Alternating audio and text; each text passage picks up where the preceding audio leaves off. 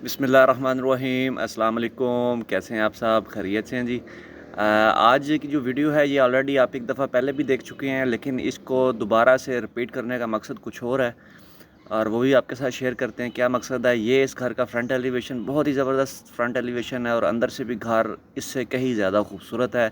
चलिए आएँ अंदर चल के इसको एक दफ़ा फिर से देख लेते हैं। देख रहे हैं आप इसके जो डोर्स के पिलर्स हैं खूबसूरत, इसके ऊपर पोर्सलिन टाइल, बहुत ज़बरदस्त कम्बिनेशन कारपोर्च के अंदर टाइल्स का।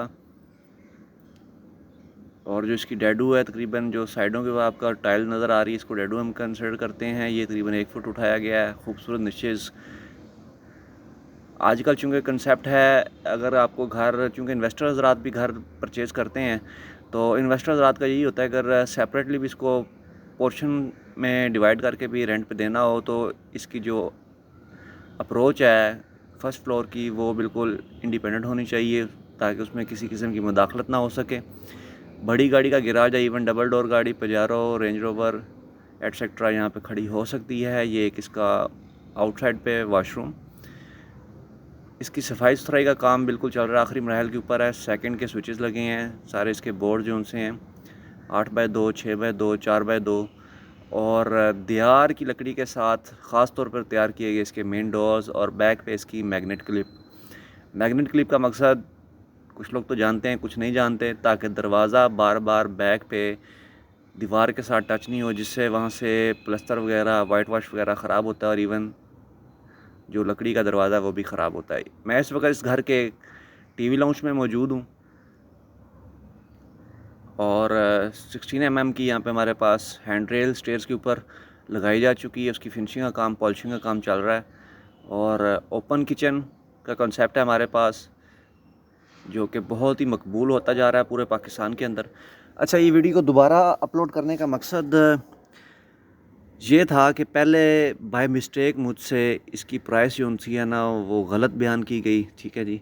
और फिर डेफिनेटली हमारे जो ऑनरेबल इसके ऑनर हैं उन्होंने रिक्वेस्ट की कि चूँकि मेरा नाम अहमद है, काफ़ी सारे लोग जानते हैं, जो नहीं जानते वो भी जान जाएँ, तो उन्होंने कहा अहमद भाई प्लीज़ इस वीडियो को आप डिलीट करके एक नई वीडियो अपलोड कर दीजिएगा नई प्राइस के साथ।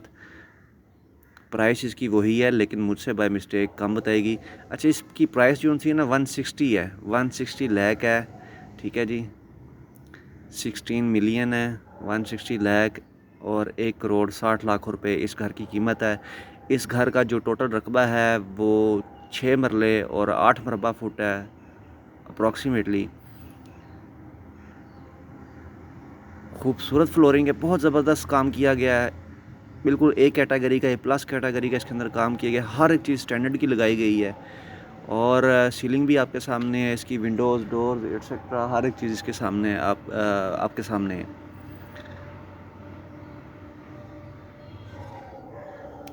और बड़ी खुशी होती है जी जब मुझे सुनने को मिलता है कि जब भी किसी से बात होती है वो कहते हैं भाई हम आपकी कोई भी वीडियो मिस नहीं करते हैं और हमने आपके चैनल को सब्सक्राइब कर रखा है।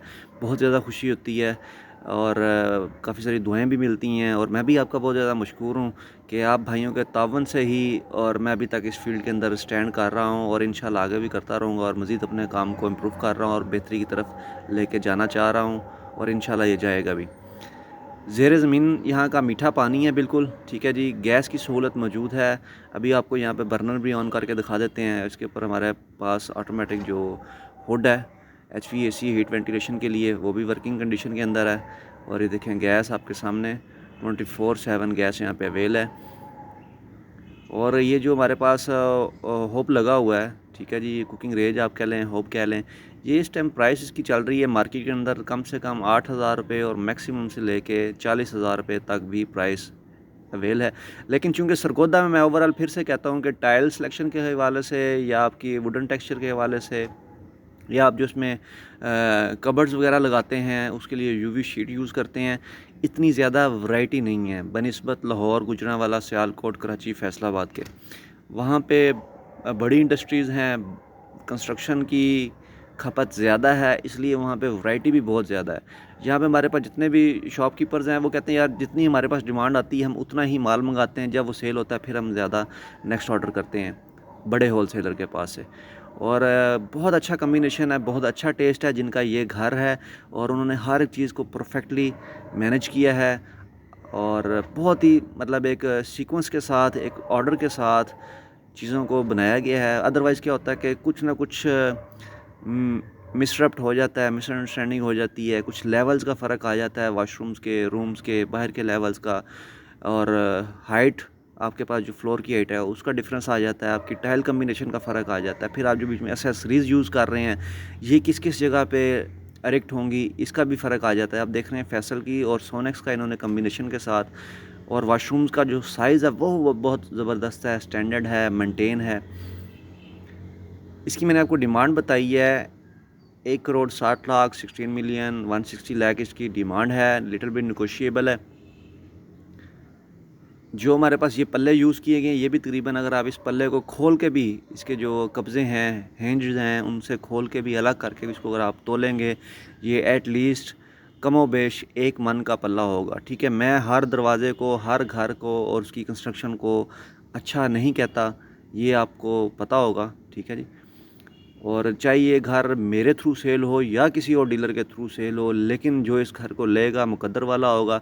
ये चीज़ें सारी ज़िंदगी के अंदर बार बार नहीं बनती हैं। ठीक है जी, ज़िंदगी में एक दफ़ा घर बनाया जाता है, और घर आपने कोशिश करनी है कि अच्छी लोकेशन के ऊपर हो, अच्छा मेयारी घर बनाओ। ऐसा ना हो कि आप घर परचेज़ कर लें और उसके साल डेढ़ बाद ही आप कहें यार वो हो सॉरी वो अंदर दीमक लग गई है जनाब, टर्माइट स्प्रे करवाना था वो नहीं किया है, डैम्पनेस आ गई है, फ़र्श बैठ गए हैं, स्कर्टिंग ख़राब हो गई है, वॉलपेपर उतरना शुरू हो गया है, या सीलिंग झड़ना शुरू हो गई है। हर एक फैक्टर को देखना पड़ता है, उसके लिए आपके पास लेबर परफेक्ट होनी चाहिए, लेबर परफेक्शन के बाद आपको काम करवाना आना चाहिए। थर्डली आपका मटेरियल बहुत अच्छा यूज़ किया जाना चाहिए। बाज़ औक़ात क्या होता है कि जो हमारे सप्लायर्स होते हैं, बिल्डिंग मटेरियल सप्लायर्स होते हैं, वो आपको आउटलेट के ऊपर दिखाते कुछ और चीज़ हैं, गोदाम में से भेज आपको कुछ और देंगे। सॉरी सर, हमारे पास ये लास्ट सैंपल था, वो सेल आउट हो गया, आप इसी के ऊपर गुज़ारा कर लें। बहुत सारी चीज़ें होती हैं, बहुत सारे फैक्टर्स होते हैं। फिर बाज़ औक़ात आप ठेके पे काम करवा रहे होते हैं, तो ठेकेदार क्या करता है, यार जल्दी के अंदर काम ख़त्म करने के लिए, ठीक है, हमने प्राइस तो सेट की हुई है, तो क्यों ना जो हमने काम 6 माह में करना है, हम उसको 4 माह में ख़त्म करें। 4 माह में ख़त्म करने के लिए क्या करते हैं, बहुत सारी चीज़ें बदगुनियाँ छोड़ देते हैं। बदगुनिया से मुराद ये है कि जब प्लस्तर कर रहे होंगे, प्रॉपर गरमाले का यूज़ नहीं करेंगे, रेत को प्रॉपर साफ़ नहीं करेंगे छाननी लगा के, इसके बाद गज़ का इस्तेमाल नहीं करेंगे दीवारों के लिए, खिड़कियों के लिए। उससे क्या होगा, जब आप वेंटिलेशन के लिए विंडो इंस्टॉल करेंगे, एलुमिनियम वाले कहेगा जी प्लस्तर वालों का कसूर है, प्लस्तर वाला कहेगा जी एलुमिनियम वालों का कसूर है। कोई भी बंदा अपने ऊपर बात नहीं आने देता है, वो एक दूसरे के ऊपर डालते रहेंगे जी हमारा कसूर नहीं है जी, ये फ्लोरिंग वाले का कसूर है जी। फ्लोरिंग वाले कहेंगे जी नहीं नहीं, ये जिसने नीचे फ़र्श कच्चा किया उसका कसूर है, लेवल नहीं निकाला। तो भाई मेरे बात मुख्तसर ये है कि बना बनाया घर ले लें, 10-15 लाख ऊपर आपका ख़र्चा आ जाएगा, टाइम की बचत होगी, इधर पैसे देने उधर कीस लेनी है, और घर के अंदर आपने सामान शिफ्ट करना है। अदरवाइज़ आप ख़ुद से तजर्बा करेंगे तो नुकसान में रहेंगे। जितना भी बड़े से बड़ा आर्किटेक्ट है, बड़े से बड़ा कॉन्ट्रैक्टर है, जैसा घर अब ये एक दफ़ा बना है वो बिल्कुल सेम इट इज़ ऐसा घर नहीं बना सकता। बहुत सारी ख़ामियाँ रह जाती हैं बीच में। तो इसलिए मशवरा ये है कि अगर सॉलिड चीज़, अच्छी चीज़ मिल रही है आपको, इसको आप हाथ से जाने ना दें, इसको परचेज़ कर लें। अदरवाइज़ सेल तो ये हो ही जाना है, और मालिक की ये कोशिश होती है कि मैक्सिमम में सेल हो, बायर कहता है जी मिनिमम में मिले। लेकिन जो बंदा अक्लमंद वही है जो मौके के ऊपर सही टाइम के ऊपर सही चोट लगा जाए। बातें बहुत हो गई हैं, ठीक है जी, ज़्यादा बातें नहीं करेंगे। और अगर आपने मेरे चैनल को सब्सक्राइब नहीं किया, सब्सक्राइब करें, ख़ास तौर पे सरगोदा शहर के अंदर और बिलअमूम पूरे पाकिस्तान से इंशाल्लाह आपके पास प्रॉपर्टीज़ लेके आएंगे।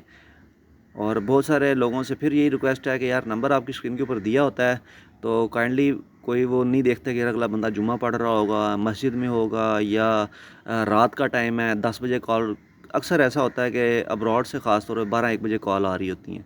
लेकिन खैर हम भी अक्लमंद ना, थोड़े से मोबाइल साइलेंट पे लगा देते हैं, नहीं फ़िक्र करते। जब घर आ जाएँ तो डेफ़िनेटली बच्चों को भी टाइम देना होता है, फैमिली को भी टाइम देना होता है।